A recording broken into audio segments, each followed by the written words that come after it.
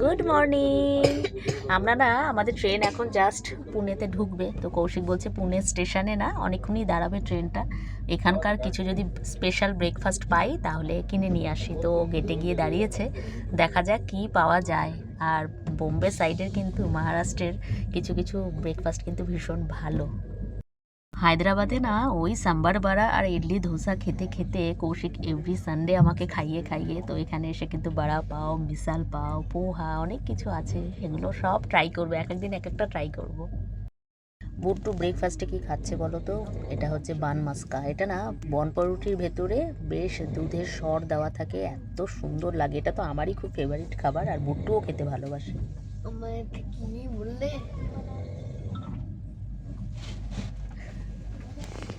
পুনে ঢুকলো আমাদের ট্রেন।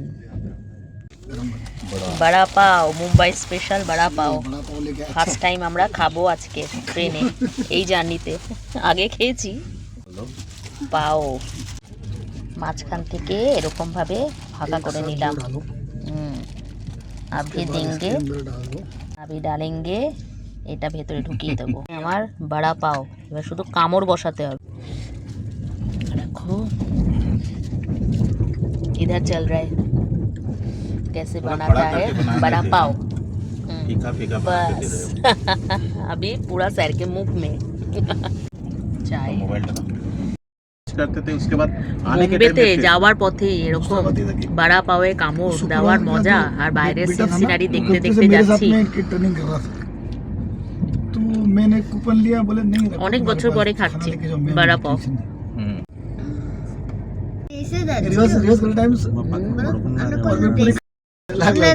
গল্প করতে করতে জানি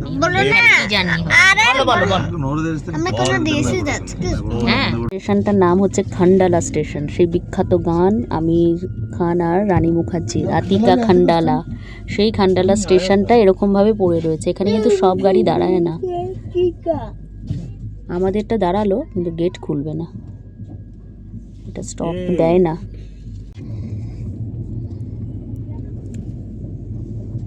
আমাদের সাথে রাজেন্দ্র স্যার উঠেছিলেন হায়দ্রাবাদ থেকে, তো উনি এখানে একটি কাজে এসেছে, এই যে কল্যাণ, এই স্টেশন এখন আসলো। স্যার চলে যাচ্ছে, বেশ ভালো সময় কাটলো, স্যার ছিল বলে কাল থেকে। অন্য জায়গায় সিট পড়েছিল, বাট সকাল সকাল চলে এসেছিলো 7টা থেকে। খুব গল্প গাছা হয়েছে, একসাথে ব্রেকফাস্ট খেলাম।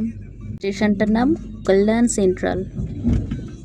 আমরা মুম্বাই ছত্রপতি শিবাজি মহারাজ টার্মিনাস, সিএসটি, ছত্রপতি শিবাজি মহারাজ টার্মিনাসের CST short form.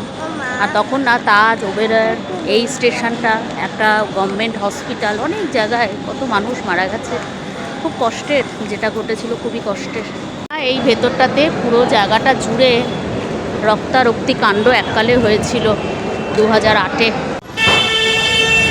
CST station, Chhatrapati শিবাজি টার্মিনাস। কলকাতায় না মার্চ এপ্রিল মে তো এত গরম থাকে না, এখানে যা গরম, আর তার থেকে বাজে হচ্ছে এখানে রোদটা, বাবা গা চিরবির করছে। আমার হায়দ্রাবাদের রোদ তো মনে হচ্ছে হাড় মানিয়ে দিচ্ছে, প্রচণ্ড গরম। চলে আয় আমাদের এই যে ট্যাক্সি, মুম্বাইয়ের ট্যাক্সি দেখে নাও। আমাদের না কলকাতায় আগে এরকম ইয়েলো ট্যাক্সি ছিল, তারপর ব্ল্যাক আর ইয়েলো এখানের।